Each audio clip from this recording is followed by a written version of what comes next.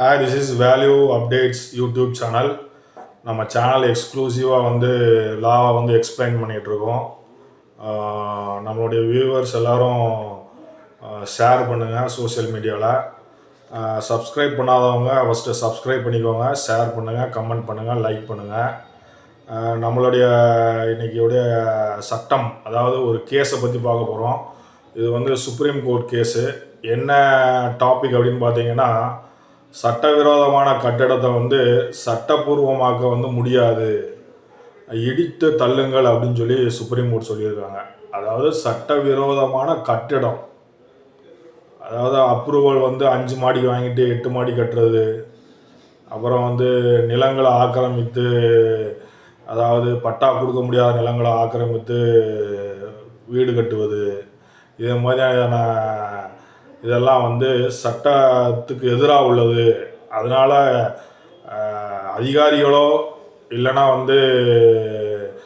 எந்த ஒரு நீதிமன்றங்கள், கீழமை நீதிமன்றங்களோ கரிசனை காட்டாமல் இடிக்கிறதுக்கு உத்தரவு போட்டுருவோம் அப்படின்னு சொல்லி சொல்கிறாங்க.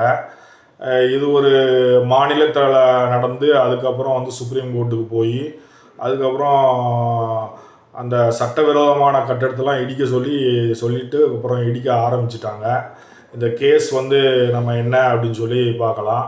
அதாவது அங்கீகரிக்கப்படாத மற்றும் சட்டவிரோதமான கட்டிடங்களை மற்றும் ஆக்கிரமிப்புகளை இடிக்க நிர்வாகத்திற்கு தடையற்ற உரிமை அளிக்கும் குறிப்பிடத்தக்க தீர்ப்பில் பல தசாப்தங்களாக மக்கள் தங்கியுள்ளனர் என்பதற்காக சட்டத்திற்கு புறம்பான சொத்துக்களை சட்டப்பூர்வமாக்க முடியாது என்று உச்சநீதிமன்றம் தீர்ப்பளித்துள்ளது.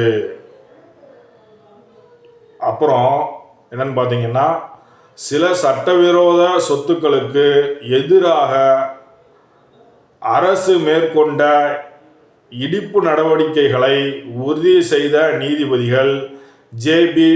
பார்த்திவாலா மற்றும் ஆர். மகாதேவன் ஆகியோர் அடங்கிய அமர்வு, அதாவது சுப்ரீம் கோர்ட் அமர்வு, சட்டவிரோத கட்டிடத்தை நிரந்தரமாக்க முடியாது, சட்டங்கள் விதிகளை மீறி கட்டப்பட்டால் அது தவறாகும், சட்டவிரோதமான மற்றும் அங்கீகரிக்கப்படாத கட்டுமானமாக இருந்தால் அதை அவசியம் இடித்து தள்ள வேண்டும். தீர்ப்பை எழுதிய நீதிபதி மகாதேவன், காலமாற்றம், அதிகாரிகளின் நீண்ட நாளான செயலற்ற தன்மை அல்லது கட்டுமானத்திற்கான கணிசமான அளவு பணம் செலவழிக்கப்பட்டது போன்றவற்றின் கீழ் அங்கீகரிக்கப்படாத அல்லது சட்டவிரோதமான எந்த ஒரு கட்டமைப்பையும் சட்டப்பூர்வமாக்க முடியாது என்றார். நீதிபதி மகாதேவன் கூறும்போது, அங்கீகரிக்கப்படாத கட்டுமானங்கள் குடியிருப்புகள் மற்றும் அருகில் வசிக்கும் மக்களின் உயிருக்கு அச்சுறுத்தலை ஏற்படுத்துவதை தவிர மின்சாரம், நிலத்தடி நீர் மற்றும் சாலைகளுக்கான அணுகல் போன்ற வளங்களை பாதிக்கின்றன என்றார்.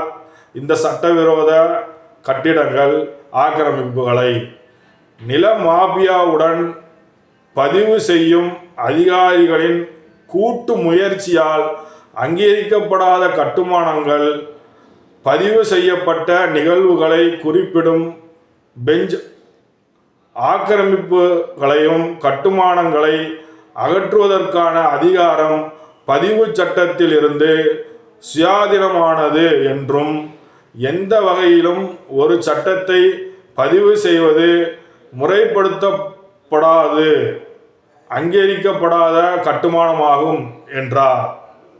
அங்கீகரிக்கப்படாத கட்டுமானங்கள் தொடர்பான நீண்டகால வழக்கின் சிக்கல்களை கையாள்வதில் சுப்ரீம் கோர்ட் எந்த ஒரு விதிமீறலும் நீதிமன்றத்தின் கவனத்திற்கு கொண்டுவரப்பட்டால் அது இரும்பு கரங்களால் குறைக்கப்பட வேண்டும்.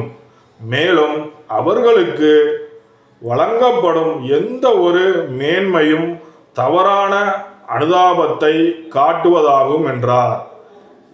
விதிவிலக்கான சூழ்நிலைகளை தவிர சட்டவிரோத காலணிகளை மனமின்றி முறைப்படுத்த வேண்டாம் என்றும் மாநில அரசுகளை நீதிமன்றம் கேட்டுக்கொண்டுள்ளது.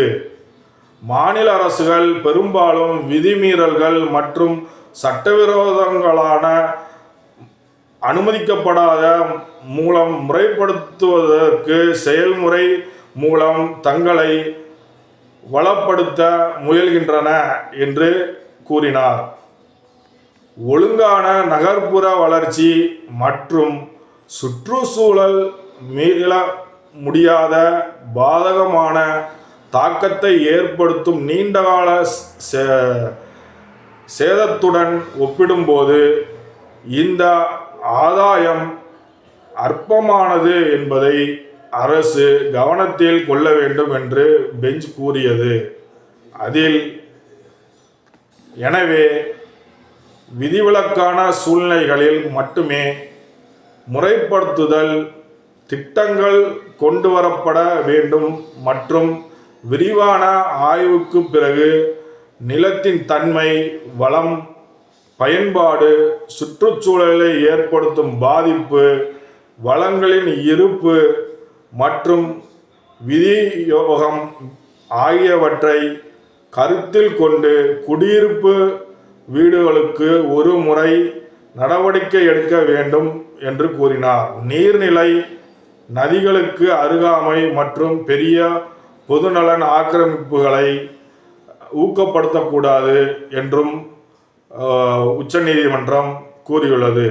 கட்டிட விதிகளின் அனைத்து அம்சங்களையும் நிறைவு செய்தல், ஆக்கிரமிப்பு சான்றிதழ் பெறாமல் அடுக்குமாடி குடியிருப்புகளை ஒதுக்கக்கூடாது என்று அதிகாரிகளுக்கு அது பல உத்தரவுகளை வழங்கியது.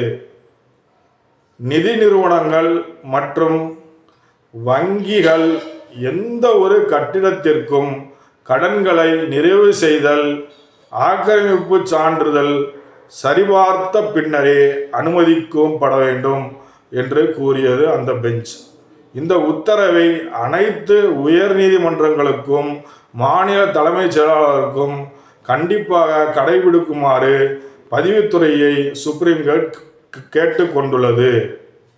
அதான் முதல் சொன்ன மாதிரி